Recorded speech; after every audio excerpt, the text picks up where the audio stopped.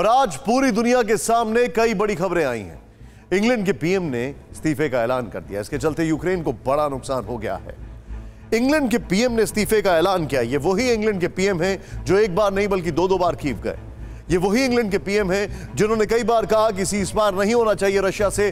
सबसे पहले इन्होंने पूरी मदद की यूक्रेन की, और यूरोप में जब सारे मुल्क पलट रहे थे तो बोरिस जॉनसन ज़ेलेंस्की का साथ दे रहे थे। लेकिन इस सब के बीच में दूसरी तरफ रूस और अमेरिका के बीच नए वॉरफ्रंट खुलने के संकेत मिले।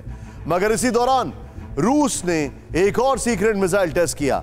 लेकिन सबसे बड़ी खबर बना रूस के फॉर्मर प्रेसिडेंट का लेटेस्ट बयान। आज दिमित्री मेदवेदेव ने एक बार फिर एटमी हमले की धमकी दी है। रूस की नेशनल सिक्योरिटी काउंसिल के डिप्टी चीफ ने टेलीग्राम चैनल पर कहा कि अगर इंटरनेशनल क्रिमिनल कोर्ट ने रूस को सजा दी तो फिर एटमी जंग हो सकती है। इसके बाद रूस की एटमी पावर पर बात की।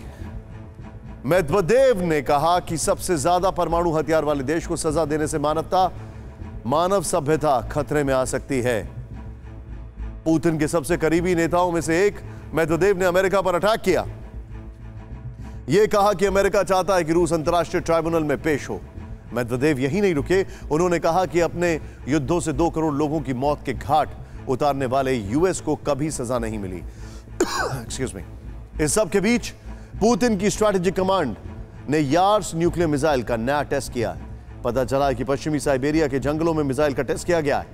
12,000 किलोमीटर की रेंज वाली मिसाइल के टारगेट पर ब्रिटेन समेत पूरा यूरोप है। गौर करने वाली बात यह है कि जैसे जैसे पुतिन का यूक्रेन वाला मिशन पूरा हो रहा है, वैसे ही दुनिया को रूस की तरफ से एटमी धमकियों का सिलसिला बढ़ गया है। और इसमें सबसे आगे हैं मेदवेदेव, जो अमेरिका समेत फिनलैंड, स्वीडन और ब्रिटेन तक को भी रूस के एटमी पावर के नाम पर धमका चुके हैं।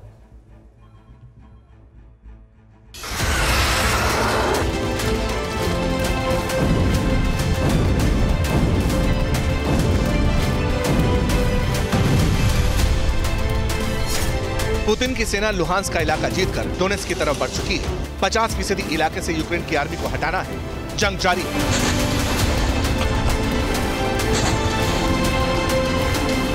लेकिन यूक्रेन लगातार रूस की सेना पर वॉर क्राइम्स के इल्जाम लगा रहा है। इरपिन, बूचा, कीव से लेकर मारिउपोल तक में रशियन आर्मी को कटघरे में खड़ा किया जा रहा है।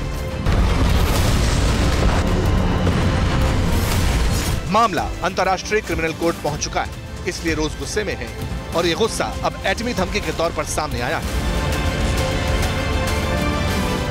एक बार फिर रूस के पूर्व राष्ट्रपति दिमित्री मेदवेदेव का सनसनीखेज बयान सामने आया। रूस की नेशनल सिक्योरिटी काउंसिल के डिप्टी चीफ मेदवेदेव ने एक बार फिर दुनिया को एटमी हमले की धमकी दी। मेदवेदेव ने कह दिया, अगर आईसीसी यानी इंटरनेशनल क्रिमिनल कोर्ट ने रूस के खिलाफ कोई कार्रवाई की तो फिर पूरी इंसानियत पर खतरा आ जाएगा।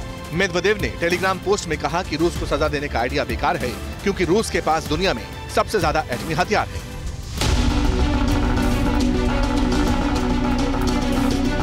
रूस की न्यूक्लियर वॉर वाली वार्निंग को लेकर पश्चिमी देश कितना संजीदा है, इसका अंदाजा इस बात से लगता है कि ब्रिटेन में एक थिंक टैंक ने बाकायदा पुतिन एंड कंपनी की एटमी धमकियों की लिस्ट तैयार की हुई है। कुछ दिन पहले ही बोरिस जॉनसन ने कहा था कि रूस की तरफ से करीब इस तरह की 35 धमकियां सामने आ चुकी हैं। रूस और पश्चिमी मुल्कों का 36 का आंकड़ा रहा है, लेकिन रूस यूक्रेन वॉर के बाद ये बात देशों के अस्तित्व को मिटाने तक पहुंच गई।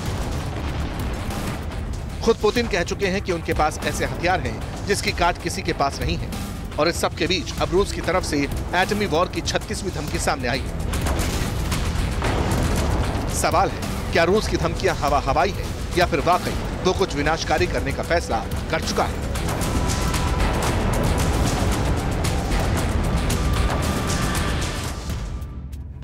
धम